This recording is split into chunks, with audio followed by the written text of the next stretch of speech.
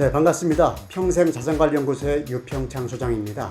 한 달 동안 이 경제 이슈와 자산관리에 대해서 알아보는 맛있는 경제 브런치 시간입니다.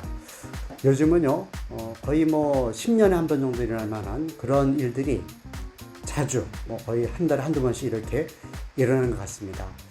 지난달에 가장 큰 이슈를 보게 되면 미국의 2020년 2분기에 경제 성장률이 마이너스 32.9%라고 합니다. 사실 미국같이 큰 나라가 두 자리 숫자 이상 움직이는 것은 거의 본 일이 없거든요. 사실 2008년도 서프라임 사태 때도 마이너스 8.4%였었습니다. 10%가 되지 않았었거든요. 하지만 이번에는 그 수치에 거의 한 4배 정도, 3배 이상 4배 가까이 되는 그 정도의 거의 추락을 했죠. 그러한 것들이 그 전에 바로 1분기 때 코로나 사태가 생겼을 때에 우려했던 것이 이제 검증이 됐다, 이렇게 볼 수 있겠거든요. 결국은 이렇게 되면 우리나라 같이 수출 주도형 국가에서는 여러 가지 2차 어떤 파장이 클 거로 예상이 됩니다. 설상가상 중국하고 또 분쟁이 많이 생기고 있죠, 미국이. 그러다 보니까 그 외에 유로라든가 여러 이런 나라들과의 관계에서도 서로 보호무역 이런 쪽으로 가다 보면 결과적으로 자원이 많고 인구가 많고 그리고 어떤 기축통화를 갖고 있는 그런 나라들은 버텨낼 수 있지만 우리나라 같은 경우는 상당히 어렵게 될 걸로 예상이 됩니다. 그래서 이럴 때일수록 자산관리는요, 훨씬 더 방어적으로 할 때가 됐다, 이렇게 말씀드리겠고요. 다른 방어적인 자산관리 중에 하나가 뭐가 있냐면 바로 금입니다. 골드 투자죠. 사실 미국 경제가 흔들리는 반면에 금값은 사상 최대치, 최고치죠. 올라가고 있습니다. 사실 금과 달러는요, 각각 안전자산에 속합니다. 하지만 보편적으로는 방향이 반대입니다. 즉, 세계 경제가 불안해지고 이렇게 하면은 미국의 어떤 기축통화의 그 힘에 의존하는 경향이 있기 때문에 달러가 세집니다. 강해지면은 금값이 약화가 되고, 반대로 미국도 휘청한다, 또 미국의 달러만 찍어내서 달러 가치가 떨어진다, 달러 인덱스라고 합니다. 주로 유로라든가 엔화, 파운드화, 캐나다 달러 이런 6개 주요 통화와 달러의 가치를 비교하는 겁니다. 이 부분이 지금 많이 내려가 있거든요. 달러 가치가 떨어졌다는 뜻입니다. 그러한 그 반대 대응 자산으로 금값이 오르지 않는가, 이런 생각을 해봤습니다. 제 기억에요, 2010년 정도에 거의 1900달러까지 갔었거든요, 온스당. 그러다가 2015년도에 1000달러를 겨우 턱걸이하는 정도로 반토막 정도 났었죠, 금값이. 그리고 나서 지금 현재는 2020년 7월 평균 보면은 온스당 1985달러가 되고 있습니다. 지금 엄청나게 많이 올라간 겁니다. 일부 전문가들은 3,500달러까지 하지 않겠는가, 이런 이야기를 합니다. 왜냐하면 미국을 중심으로 전 세계에서 다 양적 완화, 우리나라도 한국은행을 통해서 통화량을 공급하고 있죠. 시중에 채권을 한국은행이 사주는 거죠. 그래서 통화량을 공급하고 있는데, 이렇게 되면은 시중에 화폐량이 많아지게 되면 상대적으로 어떤 실물 자산의 가치는 올라갈 수밖에 없습니다. 특히 이 금이라는 것은 우리 모든 역사와 어떤 그런 국가들을 통틀어서 가장 인기가 있고, 그리고 사실 금벌이제 있을 때는 금이 화폐 역할을 했었죠. 이런 아주 안전한 자산에 돈이 몰리는 그런 현상이 당분간은 계속되어 보일 걸로 보입니다. 따라서 지금 고점이 되어 있는 금에 투자하라는 것이 아니라 기존에 여러 가지 상황이 안 좋지 않습니까? 세계 경제도 그렇고 코로나19도 계속 어떤 상시화 될 것 같습니다. 그럴 때는 우리 자산 관리 포트폴리오 일부, 10% 정도라고 할까요? 이 정도는 골드나 금 관련 ETF라든가 골드뱅킹이라든가 이런 쪽에, 또 한국 거래소에 금을 직접 이렇게 구입할 수도 있거든요, 투자 목적에서. 이런 식으로 해서 자산의 일부를 좀 골드로 해지하는 것도 방법이 될 수 있겠다라는 생각이 듭니다. 사실 여유가 있을 때 보험을 드는 분들이 있습니다. 물론 반대로 여유가 없을 때 보험 드는 분들 꽤 있습니다. 왜냐하면 지금 현재 그때 최소 생활이라도 유지하려면 최소한의 치료비라든가 어떤 그런 장애 또는 상해가 생겼을 때 보호받는 그 장치가 있어야 되거든요. 그런 거 마찬가지로 보험 필요한데, 이어서 같이 비교해 본다고 치면은 금도 마찬가지입니다. 사실 금값이 비싸다고 해서 투자를 안 하게 되면 나중에 싸다고 해서 또 사는 게 아니거든요. 어느 순간 되면 금값은 비싸서 못 사고 또 싸니까 더 내릴 건 못 사고 이런 일이 생길 수가 있거든요. 따라서 달러의 금도 한 축을 가져가지만은 뭐 골드뱅킹이라고 할 수 있죠. 이런 부분도 한 축을 가져가는 이런 형태의 자산관리가 필요한 시점이 아닌가 이런 생각을 해봤습니다. 물론 코로나19가 더 계속 악화되거나 유지가 되고 미국 경제가 더 나빠지게 되면 금값은 더 올라갈 수밖에 없다라는 것을 전제로 말씀드렸습니다. 자, 경제 지표를 살펴보겠습니다. 소비자 물가 상승률은 계속 마이너스 또는 제로의 상태에 있다가 지난달은 0.3%가 올랐습니다. 전년 동월 대비해서 물가가 조금 고개를 드는 모양새를 보이고 있고요. 소비자 심리 지수라든가 BSI 지수, 제조업 업황 실적 BSI 지수 같은 경우는 소폭 올랐습니다. 그래서 소비자 심리 지수는 100을 기준으로 봤을 때 100 이하면 안 좋은 건데 많이 안 좋아졌다가 지금 올라가는 추세, 84.2포인트가 됐고요.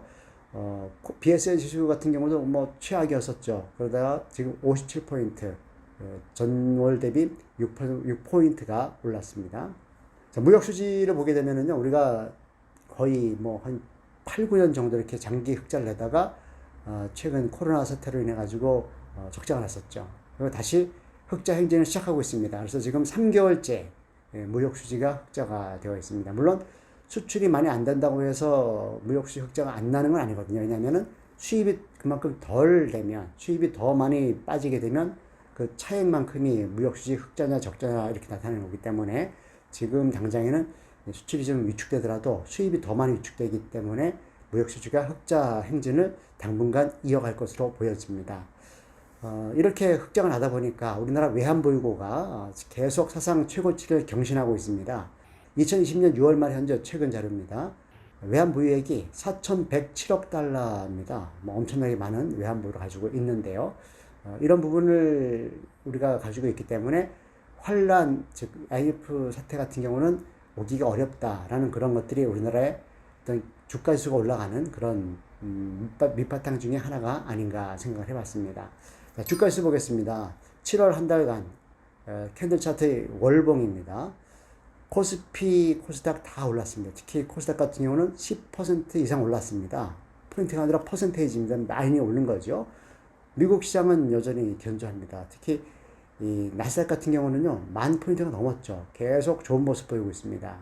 우리가 보통 이야기하는 언택트, 즉 플랫폼 그런 비즈니스라고 하죠. 언택트에 강하다. 이런 여러 어떤 종목들이 나스닥에 많이 포진되어 있거든요. 그래서 그런 기업들이 잘 나가다 보니까 미국의 특히 나스닥 시장이 아주 호황을 누리고 있지 않는가. 실물 경제는 안 좋지만 미래를 선반영하는 주가지수는 좋다. 이렇게 볼 수가 있겠고요. 중국도 많이 회복했습니다. 상해종합지수가 전월 대비해서 지난 7월이 10.9%가 올랐습니다. 물론 중국은 미국의 어떤 그런 리액션하는 그런 시장이기 때문에 미국이 폭등하면은 또 중국 따라가고 폭락하면 또 폭락을 하고 이런 모양새를 가지고 있습니다만 중국과 미국이 한동안은 뭐 서로 아웅다웅하지만 주가지수만큼은 좀 괜찮아질 것 같은 생각이 듭니다. 물론 어떤 경제 규모나 이런 것들은 많이 위축될 것은 자명한 사실이고요. 금리 보겠습니다. 3년 만기 국고채 수익률이 지난달 2020년 7월 현재 0.826%입니다. 월 평균 금리입니다. 역시 사상 최저치입니다. 그래서 그 전 달에 또 내려가고 있다는 거죠, 계속. 이렇게 국고채 금리가 내려가면은 모든 금리가 다 따라서 내려갈 수밖에 없는 그런 환경입니다. 반면에 은행권 최고금리는 여전히 1.2% 정도 가고 있고요. 상호저축은행도 2.5%. 물론 이것은 전국에서 가장 높은 금리를 얘기하는 거기 때문에 우리 뭐 동네에 있는 그런 은행들에서는 이렇게 금리를 많이 안 줄 겁니다. 일부 뭐 대형 은행들은 0.9% 이렇게 1%가 안 되는 그런 예금 금리를 주는 곳도 이제 생겨나기 시작했죠. 그리고 관심 있는 것은 대출 금리죠. 코픽스 금리. 코픽스 금리가 계속 내려가고 있습니다. 잔액 기준으로 봤을 때는 1.48%고요. 신규 취급액은 0.89%입니다. 신규 취급액 기준에 어떤 금리를 따라간다고 치면 신용도가 좋은 분들은요, 앞으로 1%대 대출 금리도 만날 수 있을 것 같습니다. 이건 무슨 얘기냐면요, 정책 금리라고 있죠. 여러 가지 뭐 디들 대출이라든가 뭐 어떤 여러 가지 이 어떤 산업을 지원하기 위해서 뭐 국가 기관에 관련된 곳에서 대출을 싸게 금리를 해주는 데가 있는데 그 금리보다 내려갈 정도가 됐습니다. 지금 시중금리가. 그래서 이런 것들이 우리가 한 번도 안 가본 그런 상황이긴 합니다만, 거기에 따르는 부작용이 또 만만치 않죠. 뭐 아직도 여전히 수도권, 특히 서울 쪽에 아파트 가격이 폭등하고 있는 것들 보면 아마 이렇게 저금리가 계속되고 있다. 자금 조달할 때 비용이 적다. 뭐 이런 것들인 것 같습니다. 앞서 말씀드린 것처럼 금값도 마찬가지입니다. 금 시세가 올라가는 것은 여러 가지가 이유가 있지만 그 중에 특히 하나가 뭐냐 하면 보유 비용이 사실 부담스럽죠. 금은 만약에 1kg을 가지고 있다 하면은 지금 시세를 볼 때는 7천에서 8천만 원 될 겁니다.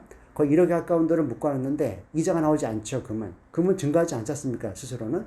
그랬을 때 기존에 시중금리가 높으면은 부담스럽다는 거예요. 그런데 시중금리가 지금 뭐 1%가 안 되니까 은행에 넣어도 그렇게 뭐 금리를 기대할 수 없다. 이럴 때 금을 사두자. 금을 사뒀을 때의 기회비용이 거의 적다라는 겁니다. 그래서 금값이 올라가는 배경이 되기도 합니다. 저금리가요.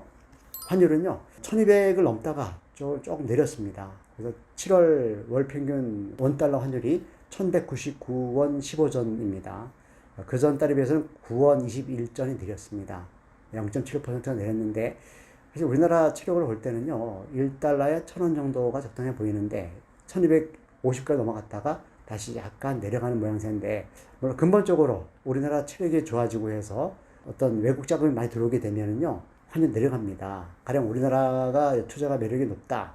뭐 하면 주식이든 부동산이든 외국인들이 들어올 거 아니겠습니까? 그러면 달러가 국내에 많이 들어오기 때문에 원달러 환율이 1달러 1000원이 안 되는 경우. 과거에 보면은 코스피 지수가 1000을 넘고 2000을 넘고 할 때 보면 1달러에 1000원이 안 됐을 때가 많았었습니다.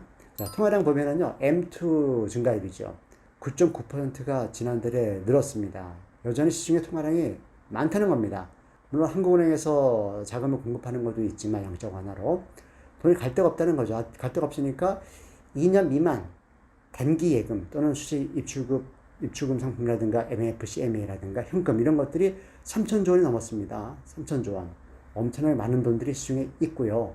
특히 단기 자금이 많아졌습니다. MMF 같은 계정에서는 뭐 엄청난 그런 금액이 대기하고 있다는 거죠. 그래서 뭐 여차하면 탈 수 있다 그러면 돈 벌 수 있는 기회가 부동산 쪽에서 있을 거다라는 생각하는 분들이 많이 있는 것 같습니다.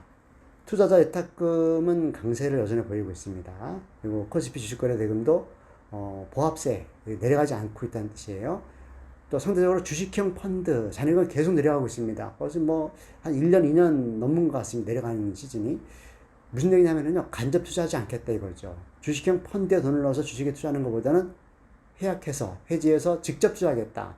이러한 소위 개미 투자자분들이 많이 증가한 걸로 관찰되고 있습니다. 원자재 보겠습니다.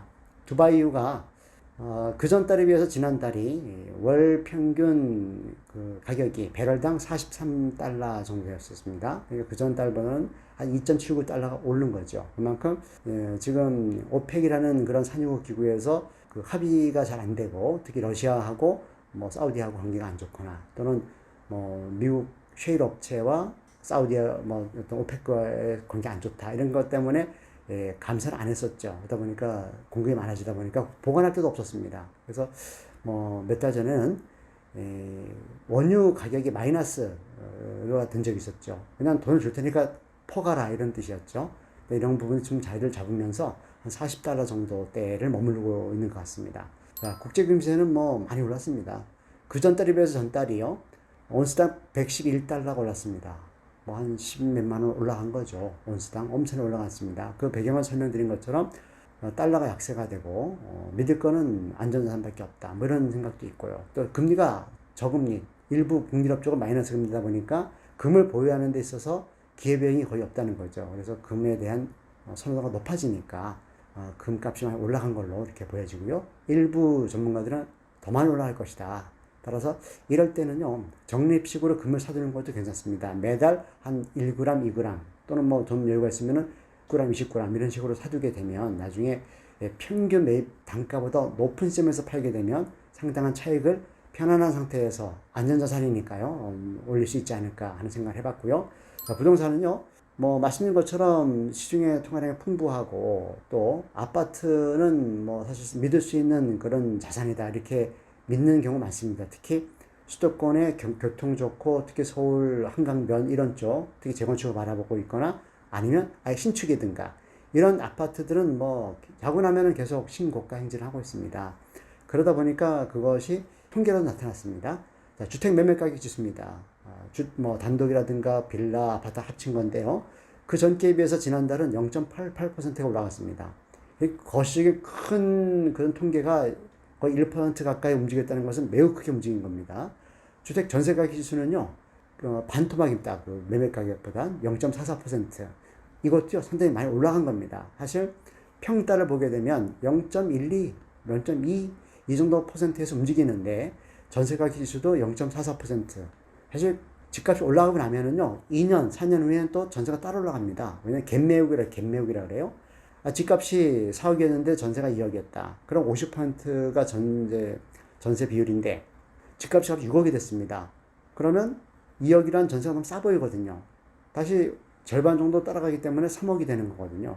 그러면 2년 또는 4년 후에 갱신할 때마다 전세가 올라가게 되면 또 이것이 집값을 올려주는 또 역할을 합니다. 가령 일부 지역은요, 3년, 4년 전에 집값보다 지금 전세 가격이 비싸진 데가 나올 수 있거든요. 그럼 당연히 전세가보다는 집값이 비싼 것이 당연하지 않느냐. 이러한 공감대, 특히 집을 가진 사람들 입장에서 이렇게 되면은 집값은 그것 때문이라도 올라가게 되어 있습니다. 따라서 지금 주택 관련 지수를 보게 되면 좀 우려스러운 경우가 있거든요. 이럴 때일수록요, 부안호 등에서 정말 영끌이라고 그러죠. 영혼까지 끌어들여서 대출을 받아가지고 뭐 집안 돈 다 끌어들여서 추격 매수하는 것은 저는 무리가 크다 봅니다. 물론 그렇게 해서 집값이 올라갈 수 있지만 팔아야 돈 되는 것이죠. 판다는 것은 쉽게 되게 어렵습니다. 우리가 호가하고 진성 거래 가격은 다르거든요. 그래서 이럴 때일수록 너무 사이즈가 큰 대출을 많이 받는 이러한 거액 자산은 좀 지양하고요. 어떤 변액이라든가 아니면은 뭐 연금이라든가 어떤 치매라든가 간병보험이라든가 실손보험 같은 경우 이렇게 우리 생활을 지켜줄 수 있는 이러한 그런 보험 자산에 더 많이 가입을 하고 아니면은 리모델링 받거나 아니면 재검토하는 그런 시즌이 됐으면 좋겠습니다. 네, 수고하셨습니다.